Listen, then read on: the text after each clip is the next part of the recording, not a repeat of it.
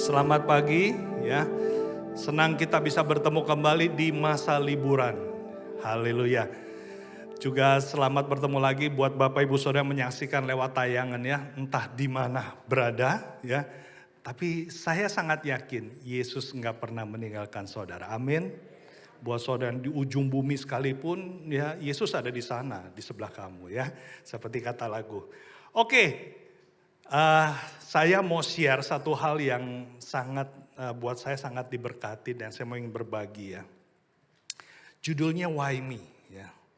Nah, ini bukan wajah saya ya. Kalau boleh tahu ya, ini adalah wajah seorang nabi ya. Ini ilustrasi ya seorang nabi ya.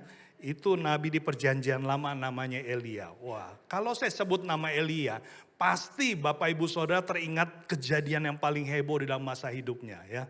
Bagaimana dia itu bertempur, bertanding melawan Nabi Baal ya. Wah, terus kemudian saat dia berdoa api turun dari langit. Wah, kita itu rasanya itu ingat ya kisah itu. Kisah kedua yang sangat heboh dari Nabi ini pada saat dia meninggal. Dia meninggalnya nggak bisa didapat kuburannya Bapak Ibu Saudara ya. Nabi ini tidak meninggal di kuburan, bukan ya. Dia itu diangkat ke surga ya. Kita tentu hafal ya. Buat Bapak Ibu Saudara yang nggak pernah bolos pada saat sekolah minggu, oke gak? Ingat cerita ini ya. Nah, saya percaya minggu lalu kita juga sangat kagum akan kebaikan Tuhan ya. Pak Rinto yang menyaksikan bagaimana Tuhan bukakan luar biasa saat dia setia menghormati orang tuanya. Dia taat pada firman Tuhan, bukakan bukti kesetiaannya. Nah, jadi singkatnya kisah ini ya, kalau Bapak Ibu saudara baca di kitab Raja-Raja. Jadi Nabi Elia ini itu bertugas di masa raja, termasuk raja yang paling jahat di zaman kerajaan Israel ya. Nama Raja Ahab ya. Istrinya lebih jahat lagi ya, Isabel ya. Ya, kalau saya dulu baca, kok namanya kok gitu ya, benar Isabel gitu ya. Memang jahat sekali ya, Isabel ya. Nah, Nabi ini ternyata adalah pahlawan loh. Dia itu sebenarnya pahlawan buat negaranya. Tahu gak kenapa pahlawan? Karena sebenarnya karena Raja Ahab itu menyembah Baal ya, dan istrinya juga dan banyak rakyat akhirnya menyembah Baal, menyembah ilah-ilah bukannya menyembah Allah Yehova. Allah itu menjatuhkan hukuman tidak ada hujan. Selama berapa? Wih, kemarin kita sempat panas banget ya di Jakarta ya. Ada yang lihat sampai 34 derajat. Wih, kita panasnya sampai seharian aja kita rasanya komplainnya setengah mati ya. Ini 3,5 tahun Bapak Ibu Saudara ya. Ya, jadi yang namanya air itu udah langka banget ya. Jadi saya percaya pada saat Elia setelah dia bertanding melawan Nabi Baal dan Nabi Baal akhirnya kalah, mereka nggak sanggup buktikan bahwa Baal itu ada Allah yang hidup, tapi Elia sanggup buktikan dengan dia berdoa dan api menyambar dari langit membakar semua korban bakarannya. Dan setelah itu terjadilah keajaiban, yaitu hujan. Setelah 3,5 tahun ya, itu bangsa menderita banget ya, hujan turun. Saya percaya kalau zaman sekarang langsung viral ya. Wah, mungkin handphonenya si Elia itu langsung sampai nggak bisa aktif gara-gara banyak ucapan thank you ya di Instagramnya segala macam ya, di Twitter ya. Kenapa? Viral, kenapa? Elia melakukan perkara yang dahsyat, amin. Dia berjasa untuk satu apa? Satu bangsa. Lihatin aja pemain bola kita ya, wah setelah bertanding menang ya, pulang ke Jakarta, wah heboh banget kan sambutannya ya. Terus beberapa hari langsung rame semua di media sosial membangga-banggakan, wih semua memuji-muji ya, menyanjung-nyanjung, belum lagi bonusnya ya, wih bonusnya luar biasa. Tapi tahu gak, setelah Nabi Elia jadi pahlawan, bisa mendatangkan hujan setelah 3,5 tahun kekeringan, apa yang didapat? Nah ini yang didapat ya, setelah hujan terjadi, ini yang terjadi. Ya, saya bacakan ya, 1 Raja-Raja 19 ayat 1-2. Ketika Ahab, ini rajanya, memberitahukan kepada Isabel, yaitu istrinya, segala yang dilakukan Elia, dan perihal Elia membunuh semua nabi itu adalah Nabi Baal ya, dan juga nabi dari ilah yang lain. Dengan pedang maka Isabel menyuruh seorang suruhan mengatakan kepada Elia, beginilah kiranya para Allah menghukum aku, bahkan lebih lagi daripada itu. Jika besok kira-kira pada waktu ini aku tidak membuat nyawamu sama seperti nyawa salah seorang dari mereka itu. Ternyata ya pujiannya, gratifikasinya, ya, apresiasinya atas kepahlawanan Elia. Jawabannya ini. Kira-kira kalau saudara habis berbuat jasa ya di rumah ya, para suami bekerja capek-capek ya, wah lembur, wah keluarga, udah gitu di Jakarta lagi ya. Tinggalnya di Bekasi, kerjanya di Serpong. Wah bisa dibayangin ya, itu perjalanan udah separuh hari kerja. Ya, waduh pulang udah capek, waduh sampai di rumah bukannya istri menyambut dengan sukacita, dikasih teh gitu, duduk enggak malah dingocein. Ya, rumah berantakan, waduh. Pasti yang namanya darah langsung naik ya. Sama juga istri-istri di rumah udah capek segala macam, suami datang cuma mau minta dilayani segala macam, ambilkan segala macam. Wah darah naik, padahal anak bukan cuma satu, banyak dan harus ngurus sendiri ya. Saya percaya bahwa ini kurang lebih secara manusiawi yang dialami Elia ya. Dan bukan cuma itu aja. Dia bukan cuma nggak dapat apresiasi, yang didapat apa? Ancaman. Bukannya dipuji, diancam. Lo ya, si Isabel bilang, lo inget ya, asal tahu aja besok ya. Besok itu kalau lo itu nggak jadi seperti nabi-nabi yang lo bunuh itu, biar gue mati. Waduh, luar biasa ya. Langsunglah ini yang terjadi ya. Takutlah Elia sang pahlawan perkasa luar biasa yang mengalahkan nabi-nabi Baal, yang bisa menurunkan hujan setelah 3,5 tahun kekeringan. Pahlawannya bangsa Israel. Dia itu menjadi ketakutan. Lalu bangkit dan menyelamatkan nyawanya. Saya rasa hal ini sering kita alami ya. Kita merasa sudah melakukan hal yang baik di rumah, di komunitas di mana kita berada, di gereja lokal di mana kita udah melayani. Bukannya thank you yang kita dapat, bukannya senyuman manis yang kita dapat, malah kita jadi bahan cibiran dan omongan. Dan seringkali apa yang kita lakukan dengan jeripaya dianggap seperti nggak ada. Ya, nggak usah angkat tangan. Saya percaya kita semua sepanjang hidup pasti pernah alami ini. Entah di keluarga, di pekerjaan, atau di gereja, komunitas di mana kita berada. Ini manusiawi, ya, karena kita masih terdiri dari darah dan daging, seperti Elia juga. Tapi kita harus contoh apa yang Elia lakukan. Elia selain dia setelah ketakutan, yang dia lakukan apa? Dia bukannya kabur seperti Yunus, ya. Dia kabur ke Tarsus, bukan ya. Dia lakukan sesuatu karena dia itu mau find your answer ya. Dia mau dapetin jawabannya. Kenapa? Why me ya? Kenapa Tuhan? Kenapa gue harus alami ini? Gue kan udah berjasa, gue udah lakukan yang terbaik. Itu loh tuh yang kayak model kayak gitu. Kebaktian aja jarang ya. Datang komsel, waduh udah lupa dia ya. Kok dia gak pernah ditegur sih? Lah aku ya gara-gara gini udah ditegur ya. Loh mestinya dia dong ya. Kalau dia mah ya pantas aja, suami gak kerja. Gue udah suami banting tulang, istri masih marahin terus ya. Kenapa gue? Why me? Elia, dia hatinya galau, udah itu diancam lagi, dia takut, tapi dia mencari jawaban. Kita mau lihat kisahnya. Saya lanjutkan lagi. 1 Raja-Raja 19 ayat 3-5. Ini menarik. Maka takutlah ia, lalu bangkit dan pergi menyelamatkan nyawanya. Dan setelah sampai ke Beersheba yang termasuk wilayah Yehuda, ia meninggalkan bujangnya di sana. Nah, jadi sendirian nih sekarang. Tetapi ia sendiri masuk ke padang gurun sehari seperjalanan jauhnya. Lalu duduk di bawah sebuah pohon arar. Kemudian ia ingin apa? Mati. Nabi yang barusan habis bunuh, bikin mati semua nabi-nabi penyembah berhala. Sekarang sang pahlawan, sang hero, superhero ingin mati. Wih, bukannya from zero to hero, tapi from hero to zero. Ya. Terus dikatakan lagi, cukuplah itu sekarang ya Tuhan, ini doa dia, ratapan dia. Ambillah nyawaku, sebab aku ini tidak lebih baik daripada nenek moyangku. Kenapa sih Elia itu merasa seperti itu? Karena dia nggak merasa berbuat sesuatu yang berarti.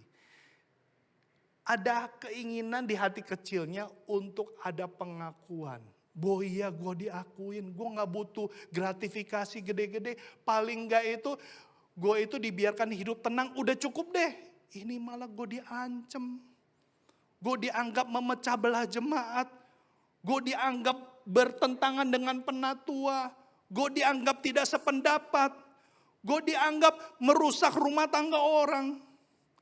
Boh ya jangan kayak gitu ya. Inilah yang menjadi pergumulan hatinya. Dan dia merasa dia nggak lebih baik daripada nenek moyangnya. Karena dia merasa nenek moyangnya lebih baik. Ya. Nenek moyangnya bisa diakui sebagai penduduk yang warga negara Israel yang baik-baik. Sedangkan dia dianggap menjadi musuh negara. Sehingga perlu dibunuh. Sesudah itu ia berbaring dan tidur di bawah pohon ara. Tetapi, nah ini dia. Tiba-tiba seorang malaikat menyentuh dia serta berkata kepadanya, bangunlah, makanlah. Ketika ia melihat sekitarnya, maka di sebelah kepalanya ada roti bakar dan sebuah kendi berisi air. Lalu ia makan dan minum, kemudian berbaring pula. Tetapi malaikat datang untuk kedua kalinya dan menyentuh dia serta berkata, bangunlah, makanlah, sebab kalau tidak perjalananmu nanti terlalu jauh bagimu. Padahal dia udah jalan jauh. Dari Israel tempat dia itu ke Beersheba itu 1 hari semalam perjalanan. Dari Beersheba ke padang gurun itu 1 malam lagi. Udah 2 malam dia, 2 hari jalan kaki. Tapi malaikat bilang makan, kenapa? Habis ini perjalananmu lebih jauh lagi. Yang itu mah gak ada apa-apanya. Maka bangunlah ia lalu makan dan minum. Dan oleh kekuatan makanan itu ia berjalan berapa lama? Hai. Siapa yang pernah jalan non-stop 2 hari 2 malam gak tidur? Gak ada. Ini Elia 40 hari 40 malam. Sampai ke gunung Allah. Yakni Gunung Horeb. Elia punya tujuan yang jelas mencari jawaban masalah hidupnya. Dia galau, iya. Dia sedih, iya. Dia kecewa, iya. Dia takut, iya. Tapi dia tahu dia harus kemana. Kemana dia menuju? Ke Gunung Horeb. Gunung Horeb adalah gunung Allah. Di perjanjian lama dikenal, disitulah Allah berfirman.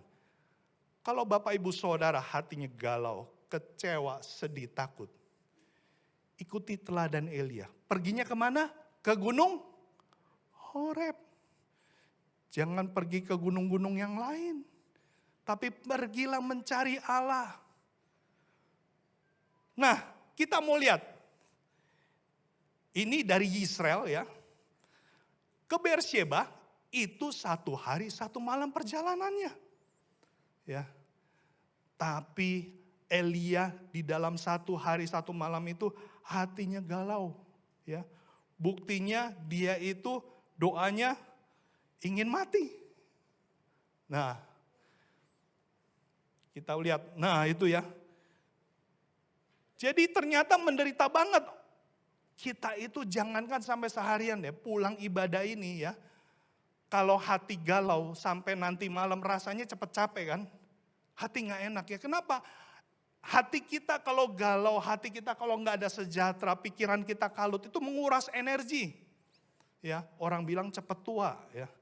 Jadi kenapa? Apalagi nih Elia. Bayangin saat 2 hari, 2 malam dia jalan dengan hati yang seperti ini. Makanya pada saat dia di padang gurun ya, padang gurun itu ada di Kades Barnea. Ya. Jadi kalau mau tahu ini kisah menarik, Kades Barnea tempat bangsa Israel sebelum dia nyebrang Laut Merah itu di Kades Barnea.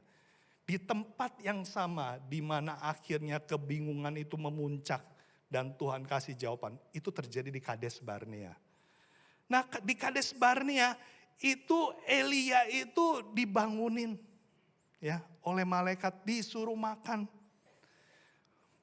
roti dan minum air sampai 2 kali. Dan tahu gak ini melambangkan apa? Allah itu peduli.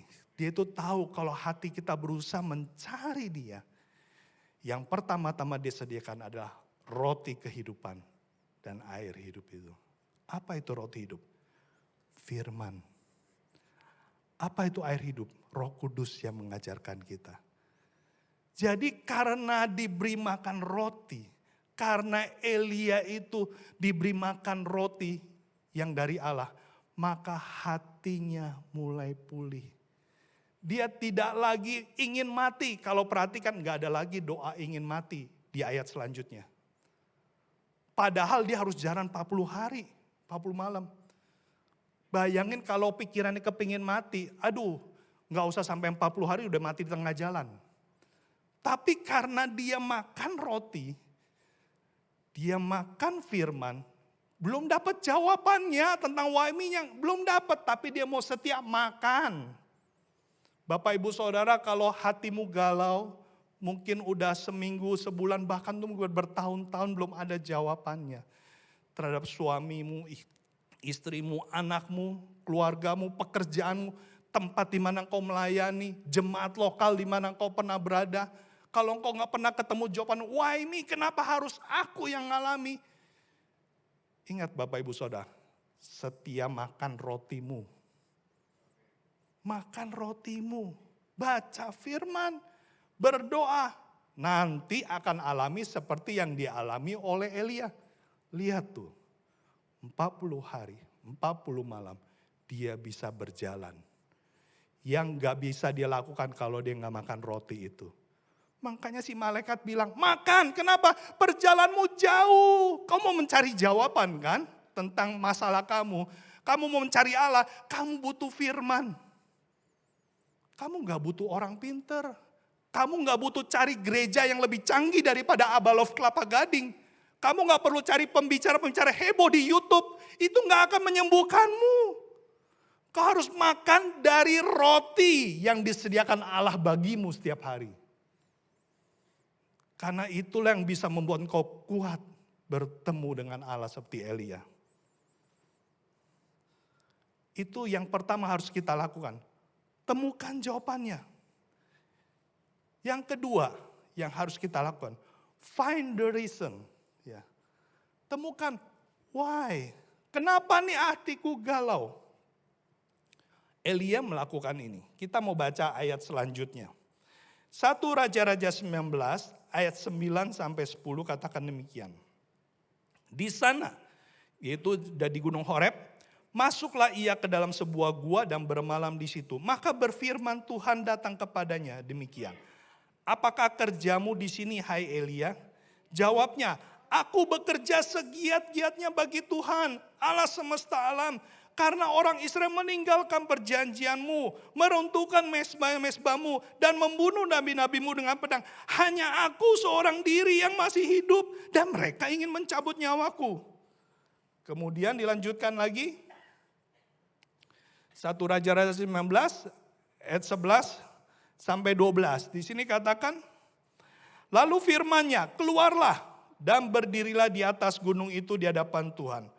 Maka Tuhan lalu. Angin besar dan kuat yang membelah gunung-gunung dan memecahkan bukit-bukit batu mendahului Tuhan. Tetapi tidak ada Tuhan dalam angin itu. Dan sesudah angin itu datanglah gempa, tetapi tidak ada Tuhan dalam gempa itu. Dan sesudah gempa itu datanglah api, tetapi tidak ada Tuhan dalam api itu. Dan sesudah api itu datanglah bunyi angin sepoi-sepoi basah. Segera sesudah Elia mendengarnya, ia menyelubungi mukanya dengan jubahnya, lalu pergi keluar dan berdiri di pintu gua itu. Maka datanglah suara kepadanya yang berbunyi, apakah kerjamu di sini, hai Elia?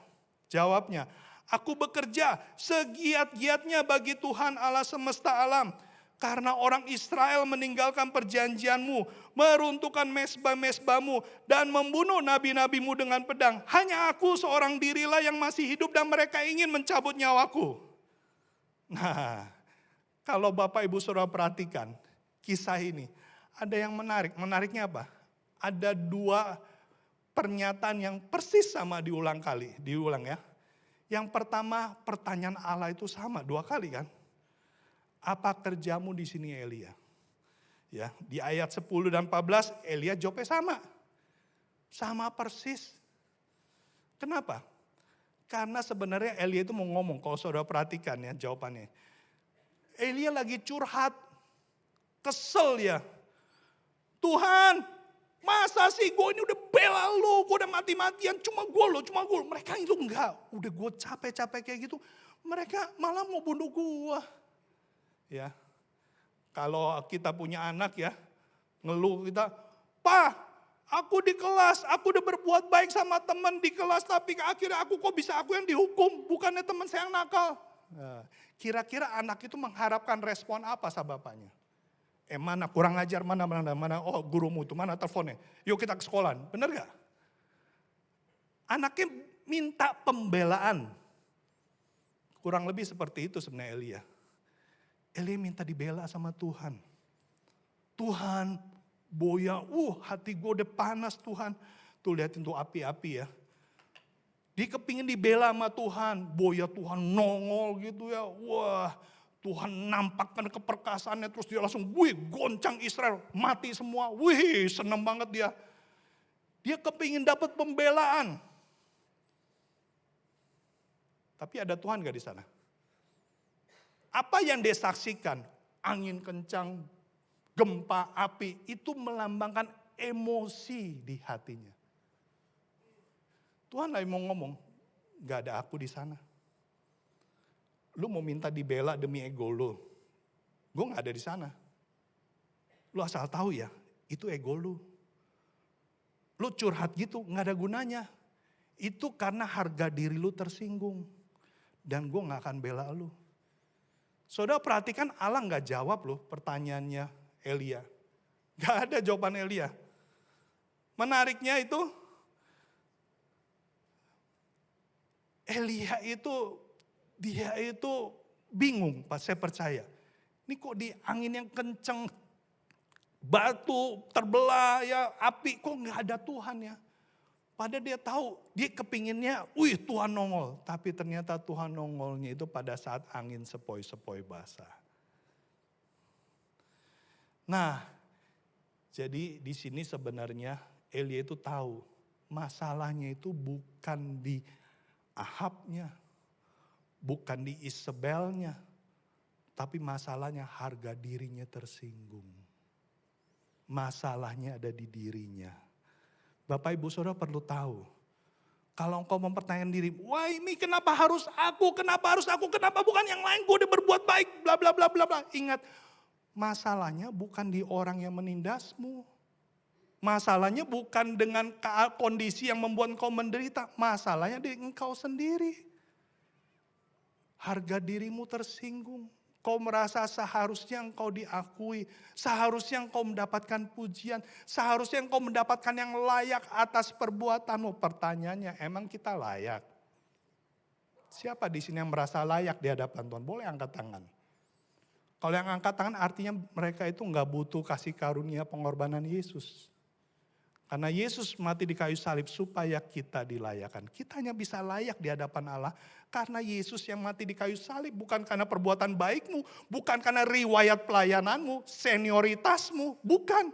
Bukan karena harta yang kau persembahkan ke gereja, bukan. Kau layak karena Yesus sudah mati di kayu salib. Just it. Dan yang berikutnya yang harus ditemukan adalah find his purpose. Kalau engkau sudah dapatkan masalah yang di saya, yang berikutnya temukan apa sebenarnya maunya Tuhan. Sehingga kejadian itu terjadi. Elia harus ketemu apa sih sebenarnya harus dia lakukan sepulang dari Gunung Horeb ini. Sebenarnya Tuhan mau apa sih? Ya, Tuhan mau apa? Apakah benar Tuhan mau supaya saya minggat keluar dari Israel, cari suaka ke negara lain, ke kerajaan lain yang menerima dia? Kita mau lihat ayat selanjutnya. 1 Raja-Raja 19 ayat 15 sampai 16 katakan demikian. Firman Tuhan kepadanya, pergilah, kembalilah ke jalanmu melalui padang gurun ke Damsyik. Dan setelah engkau sampai, engkau harus mengurapi Hazael menjadi raja atas Aram. Juga Yehu, cucu Nimsi, haruslah kau urapi menjadi raja atas Israel. Dan Elisa bin Safat dari Abel Meholah harus kau urapi menjadi nabi menggantikan kau. Maka siapa yang terluput dari pedang Hazael akan dibunuh oleh Yehu. Dan siapa yang terluput dari pedang Yehu akan dibunuh oleh Elisa. Tetapi aku akan meninggalkan 7.000 orang di Israel. Yakni semua orang yang tidak sujud menyembah Baal, yang mulutnya tidak mencium dia. Kata pertama yang Allah jawab dari kegalauan hati Elia adalah, pergilah, kembali ke jalanmu. Jadi kalau Bapak Ibu Saudara galau-galau hatimu, engkau mogok. Mogok jadi suami, mogok jadi istri, mogok jadi anak, mogok jadi adik, mogok jadi kakak, mogok jadi karyawan, mogok jadi bos, mogok jadi PKS, mogok jadi pemurid, mogok jadi jemaat Abalov Kelapa Gading.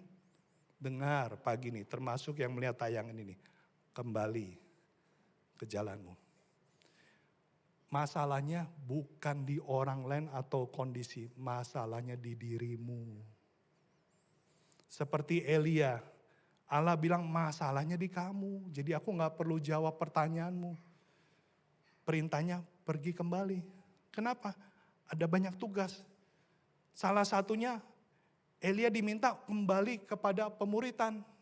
Disuruh cari murid, namanya Elisa. Dan juga Allah bilang, lu kembali ke jemaat lu, ada 7.000. Lu bilang lu sendiri, lu gara-gara masalah lu merasa diri lu paling penting sendiri sih. Seringkali gitu ya. Kita kalau punya masalah rasanya kita yang paling susah. Kita menjadi victim, menjadi korban. Lu mah enak, gue mah parah. Ya rasanya gue paling menderita aja gitu ya. Padahal sebenarnya ada 7.000 nabi ya tidak menyembah berhala. Artinya, lu balik ke jemaat lo. Di tempat di mana engkau lahir baru, di tempat di mana engkau bertumbuh kembali. Jangan kau pindah gereja karena engkau terluka. Ingat kisah Elia ini. Gak ada gunanya, itu cuma emosimu. Firman Tuhan bilang kembali. Nah, saudara bilang, aduh kalau seperti Elia enak, bisa dengar langsung suara Tuhan.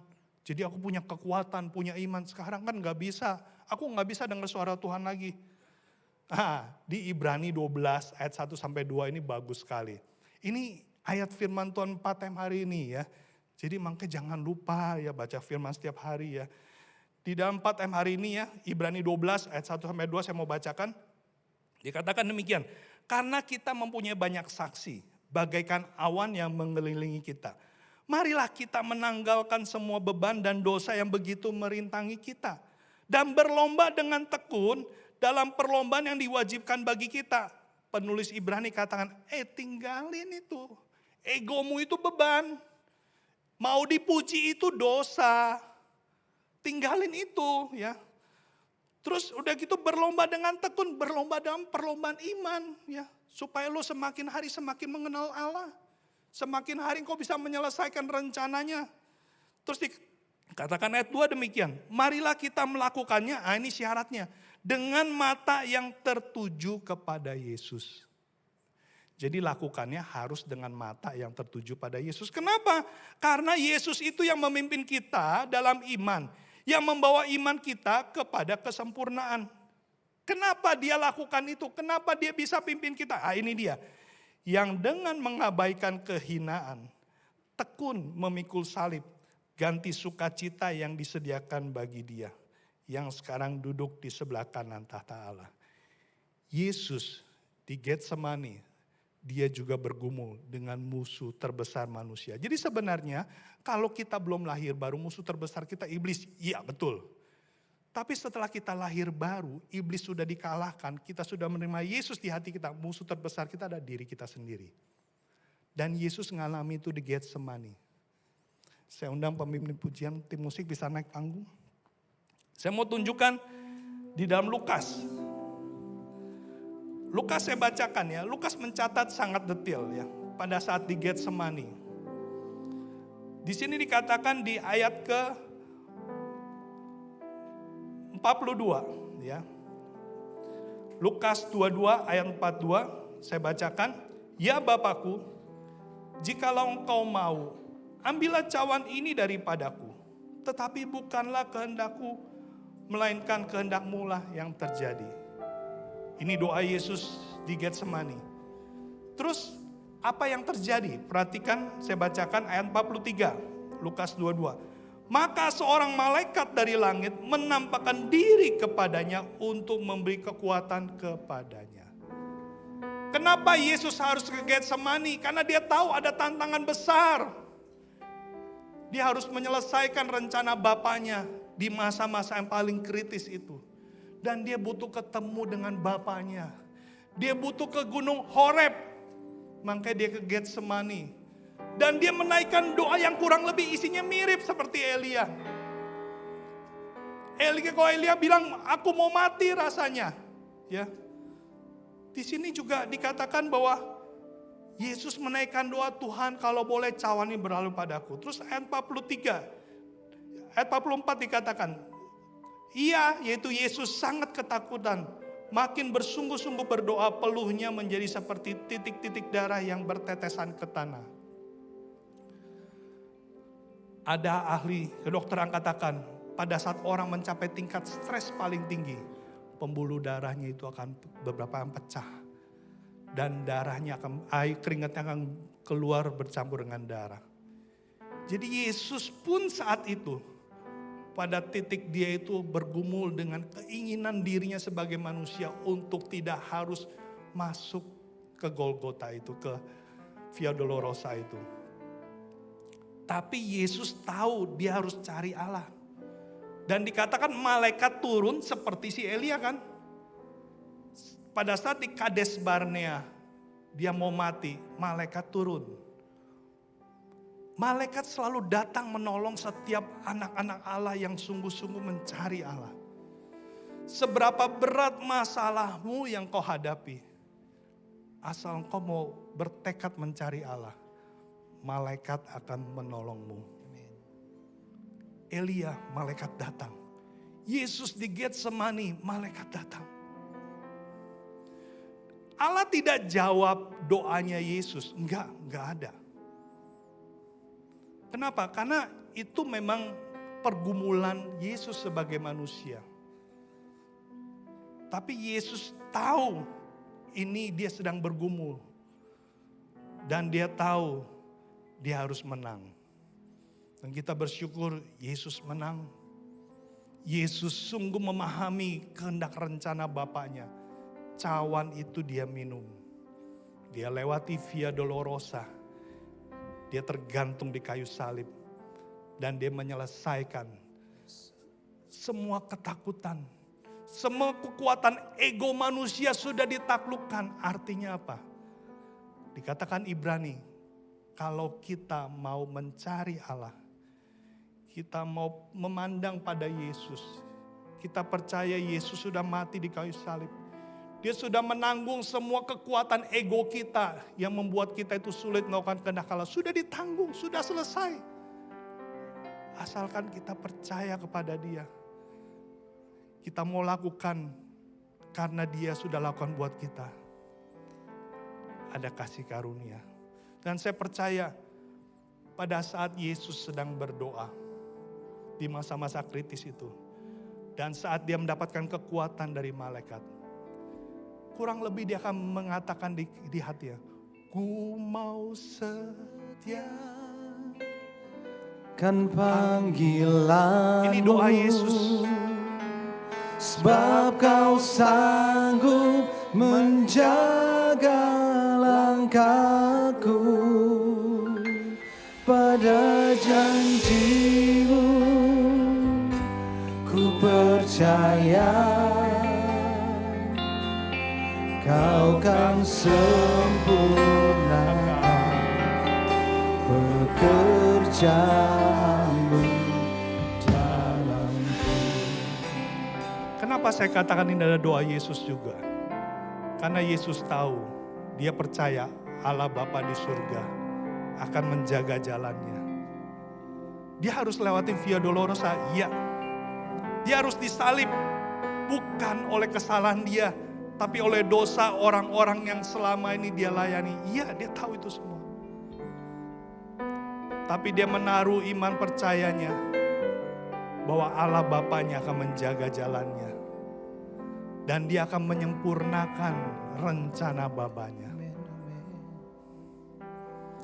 Mari kita siapkan anggur perjamuan. Saya undang Bapak Ibu Saudara untuk bangkit berdiri. Boleh saya minta juga?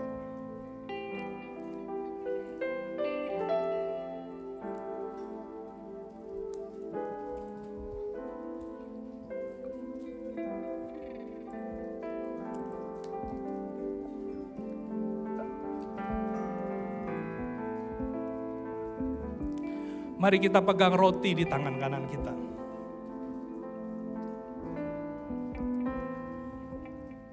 Saya nggak tahu pergumulan yang Bapak Ibu Saudara alami. Mungkin itu pergumulan yang sudah berbulan-bulan bahkan bertahun-tahun. Kau menyimpan kekecewaan di hatimu. Mungkin pertanyaan why me sudah sangat berakar di dalam alam bawah sadarmu. Dahulu engkau bisa memandang kasih kepada orang-orang tertentu. Tapi sekarang engkau memandang sinis kepada mereka. Dengar Bapak Ibu Saudara, orang lain bisa engkau tipu. Tapi Tuhan tidak bisa engkau tipu. Dan engkau pun tahu kalau engkau masih menyimpan itu di hatimu.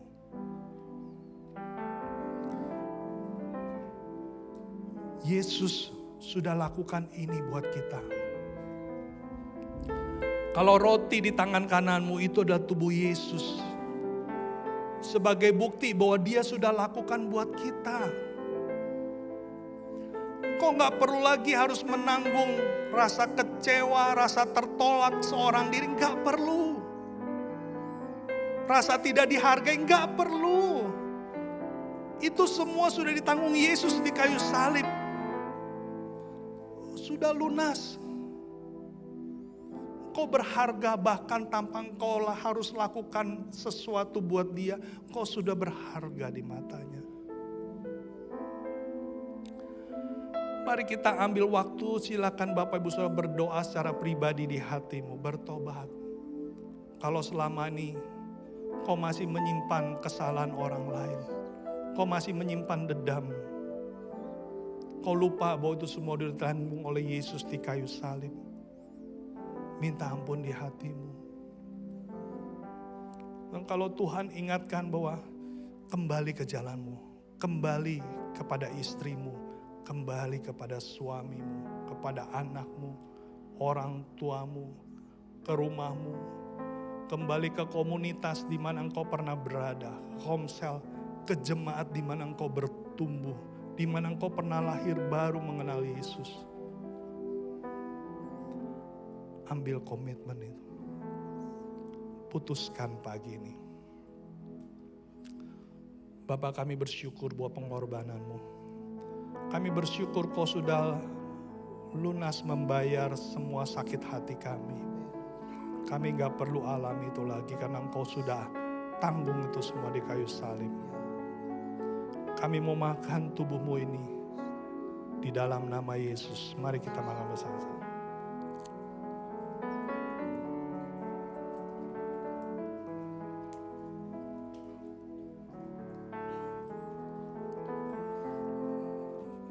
Mari kita siapkan cawan anggur di tangan kanan kita. Ini adalah darah Yesus yang dicurahkan untuk memeteraikan semua janji keselamatan pengorbanannya yang telah dia lakukan. Kalau engkau meminumnya, artinya engkau sepakat, kau mengaminkan meterai darah Yesus yang tidak akan pernah berpisah dan meninggalkan kehidupanmu. Kasihnya tidak bisa dipisahkan dari hidup kita. Karena dia sudah meteraikan oleh darahnya. Kau tidak sendiri lagi. Kau tidak pernah sendiri.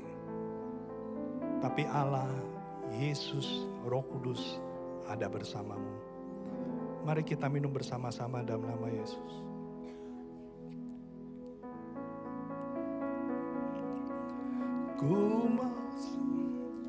Kita nyanyikan ref ini sebagainya. Ku mau setia kan panggilanmu, sebab kau sanggup menjaga langkahku. Pada janjimu ku percaya,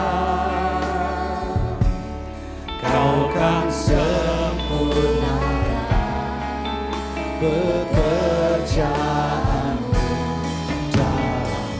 Katakan lagi, ku mau setia. Oh, ku mau setia kan panggilanmu, sebab kau sanggup menjaga langkahku. Pada janjimu ku percaya, kau kan sempurnakan pekerjaanmu dalamku.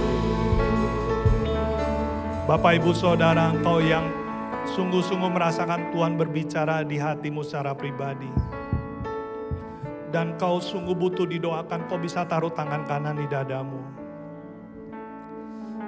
Karena kau sadar, kau gak sanggup lakukan firman yang barusan kau dengar dengan kekuatanmu. Dan kau sungguh butuh kekuatan Tuhan.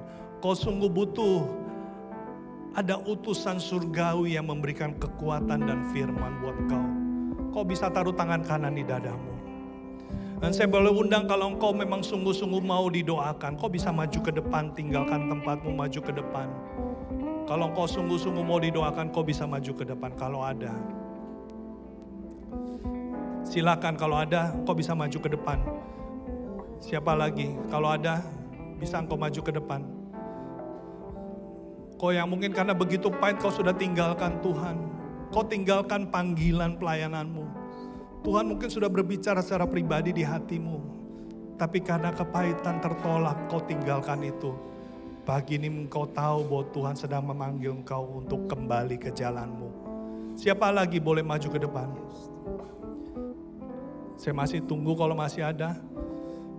Saya undang para pemimpin boleh mendoakan teman-teman kita. Bapak, aku mau berdoa Tuhan, buat setiap anak-anakmu yang sungguh mengambil komitmen di hatinya untuk mereka mau kembali Tuhan ke jalan di mana Engkau pernah siapkan buat hidup mereka. Bapak, aku sungguh berdoa Tuhan buat para suami, buat para istri yang telah meninggalkan pernikahan mereka, para anak-anak yang meninggalkan orang tuanya, para kakak adik yang meninggalkan saudara-saudaranya. Kau berdoa Tuhan buat para anak-anakmu yang meninggalkan komunitas di mana mereka dahulu pernah ada di sana. Bapa, sungguh Tuhan, aku berdoa di dalam nama Yesus, nyatakan firman-Mu Tuhan. Berikan roti itu Tuhan, supaya mereka bisa kuat terus berjalan dan berjumpa secara pribadi dengan Kau Tuhan. Sehingga mereka boleh kembali disegarkan Tuhan. Mereka boleh sadar Tuhan, apa yang sebenarnya menyebabkan mereka mengambil keputusan yang salah selama ini. Bapa, sungguh Tuhan, kami berdoa Tuhan, supaya setiap anak-anak-Mu yang mendengar firman-Mu ini boleh bisa kembali ke jalan di mana Engkau telah tetapkan Tuhan. Supaya kami bisa tuntaskan setiap panggilan hidup kami. Finishing well Tuhan. Saat kami berjumpa muka dengan Engkau. Dan kami boleh mendengar dari telinga kami. Engkau katakan, sabaslah engkau hambaku yang setia. Bapa, berkati Tuhan setiap anak-anak-Mu. Bapak Ibu Saudara, kalau engkau hadir di ibadah onsite, engkau sudah mempersiapkan persembahanmu, engkau bisa pegang amplop persembahan ini. Dan kita mau berdoa buat persembahan. Bapak, berkati Tuhan untuk setiap rupiah yang akan kami berikan. Kami tahu kami gak bisa balas semua kebaikan-Mu, tapi kami mau Tuhan memberi Tuhan berkat yang sudah Engkau berikan pada kami supaya boleh dipakai untuk kerajaan-Mu. Berkati rupiah ini Tuhan, berkati dana ini supaya boleh dipakai oleh jemaat-Mu Tuhan, menjadi alat-Mu untuk supaya lebih banyak lagi orang mengenalkan pribadi-Mu. Bapak, kami juga mau serahkan Tuhan buat kondisi bangsa negara kami. Menjelang masuk tahun depan Tuhan, untuk tahun politik, Bapak, kami sungguh berkati Tuhan untuk pemerintahan yang ada Tuhan, buat Pak Jokowi, semua menteri kabinet.